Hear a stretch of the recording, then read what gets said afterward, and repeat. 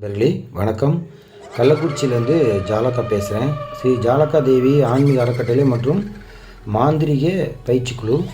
இப்போ நீங்கள் பார்த்துக்கிட்டு இருக்குது பார்த்தீங்கன்னா, இன்றைக்கி இரவு, அதாவது பார்த்திங்கன்னா 11ஆம் தேதி 11வது மாதம் இரவு 11 மணி 11 நிமிஷத்தில் இந்த ஏவலுக்கு நான் இப்போ பூஜை பண்ணிக்கிட்டு இருக்கிறேன். இது ஒரு அபூர்வமான ஒரு மாந்திரிகம் ப்ளஸ் ஒரு தாந்திரிகத்தினுடைய முறை. இது அனுபவமான முறை. இது இந்த யார் பேரை சொல்லி நாம் இந்த பூஜை பண்ணுறோமோ கண்டிப்பாக அவங்க ரொம்ப எதிரிகள் படும் துன்பத்துக்கு ஆளாகுவாங்க. எதிரிகள் நாசமடையே செய்துவிடும். சரியா? இது யாரும் சரியான ஒரு வழிகாட்டுதல் இல்லாமல், அவங்க மேலே எந்த ஒரு தப்பும் இல்லாமல் இந்த மாதிரி பண்ணக்கூடாது. அப்படி பண்ணால் அந்த குடும்பத்துக்கு பெரிய அழிவு ஏற்படும். அது முதலில் தெரிஞ்சுக்கணும். அதனால் பாதிக்கப்பட்டிருந்தால், கண்டிப்பாக எதிராளியாக பாதிக்கப்பட்டிருந்தால் நீங்கள் இந்த மாதிரி விஷயங்கள் பண்ணலாம். மாந்திரிகர் தெரிந்தும் அதோ தெரியாத சில விஷயங்கள் பண்ண வேண்டாம். அதனால் இது ஒரு அன்பான வேண்டுகோளாக கேட்டுக்கொண்டு, இந்த மாதிரி செய்யக்கூடிய இந்த ஏவல் பிரயோகம் இப்போ நம்ம ஒரு எதிராளி பேரை சொல்லியிருப்போம். இது பார்த்திங்கன்னா ஒரு பெண்ணுடைய உருவம். இந்த பெண்ணுடைய உருவத்தில் இந்த மாதிரி நெருப்பு பற்ற வச்சு இது ரெடி பண்ணி இது நம்ம இப்படி இழுக்கணும். இது மந்திரம் சொல்லி இப்படி இழுத்தோம் அப்படின்னா கண்டிப்பாக எதிராளி துன்பப்படுவார்கள். எதிராளி என்ன பண்ணுவாங்க? துன்பப்படுவாங்க. இங்கே பாருங்கள், இது வச்சுருக்கிறேன். கண்டிப்பாக எதிராளி ரொம்ப அடிப்படுவாங்க. அதனால் இதை பார்த்து நம்ம பொறுமையாக பண்ணணும். இது பார்த்திங்கன்னா ஒரு ஆணுடைய உருவம். இது ஏற்கனவே நான் அது வீடியோ போட்டிருக்கேன். இன்றைக்கி இந்த உருவத்து மேலே நெருப்பு காட்டுறேன். அதாவது நெருப்பு பற்ற வச்சு பந்தம் பற்ற வச்சு இதை காட்டுறேன். இதை காட்டவும் இதனுடைய பார்த்திங்கன்னா நான் மேலே தான் வச்சுருக்கேங்க. பாருங்கள், மேலே வச்சு தான் நான் தேய்ச்செடுக்கிறேன். இது இப்படி செய்யும்போது எதிராளிக்கு ரொம்ப துன்பம் ஏற்படும். இப்போ எதிராளி நம்ம ஒரு பேரை சொல்லி செய்வோம் இல்லையா? இப்போ எதிராளி என்ன பண்ணிகிட்டு இருப்பாங்க? எதிராளி இந்த நேரத்தில் தூங்கிட்டு இருப்பாங்க. அப்போது இந்த செய்யக்கூடிய இந்த முறை கண்டிப்பாக வேலை செய்துவிடும்.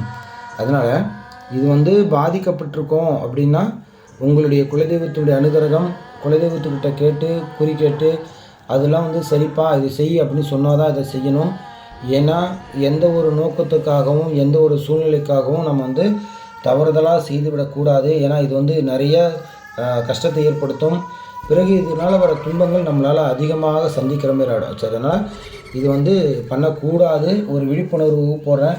மற்றபடி இது பூஜையாக போடுறேன். எனக்கு இது கஸ்டமர் கொடுத்துருக்காங்க. இதில் எனக்கு ஏதாவது எதிரிகள் இருந்தாலும் அந்த எதிரிக்கும் செய்யலாம்.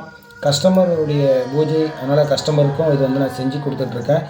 ஸோ கஸ்டமர் சதா நேரம் அவங்க வீட்டில் ரொம்ப தொந்தரவு கொடுத்து அவங்களுக்கு ரொம்ப டார்ச்சர் பண்ணி அவங்க குடும்பத்தையே ஒன்றும் இல்லாதாக்கி அவங்க குடும்பம் இன்றைக்கி நடுத்தரில் கஷ்டப்படுற ஒரு சூழ்நிலை வந்துருச்சு. அதனால் அவங்க சொல்லி நான் அந்த காரியத்தை செய்கிறேன். ஸோ அதனால் இது கரெக்டான ஒரு பூஜை முறை. ஆனால் சரியாக பயன்படுத்திக்கணும். இந்த மாதிரி பொம்மை செஞ்சு வச்சு அதுக்கு பிறகு இந்த மாதிரி காட்டணும். இந்த மாதிரி ஏவலுடைய பிரார்த்தனை நம்ம கண்டிப்பாக இருக்கணும். சரியா? ஏவல் பிரார்த்தனைலாம் நம்ம எதுவுமே பண்ணக்கூடாது. எந்த பூஜை செய்தாலும் அந்த பூஜை ஒரு பண்ண மட்டும்தான் அதில் நம்ம ஜெயிக்க முடியும்.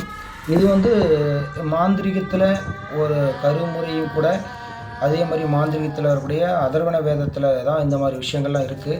அதனால் இது யாரும் தவறுதலாக பயன்படுத்த வேண்டாம் அப்படின்னு கேட்டுக்கொண்டு, இதுக்கு மேலும் இது நிறையா அந்த மாதிரி விஷயங்கள் பண்ணணும். இது பார்த்திங்கன்னா ஒரு சின்னதாக ஓம் ரீங் ஜண்டா, ஓம் ரீங் ஜண்டா, ஓம் ரீங் ஜண்டா, ஓம் ரீங் ஜண்டா, ஓம் ரீங் ஜண்டா, ஓம் ரீங் ஜண்டா, ஓம் ரீங் ஜண்டா, ஓம் ரீங் ஜண்டா, ஓம் ரீங் ஜண்டா, ஓம் ரீங் ஜண்டா, ஓம் ரீங் ஜண்டா, ஓம் ரீங் ஜண்டா, ஓம் ரீங் ஜண்டா, ஓம் ரீங் ஜண்டா.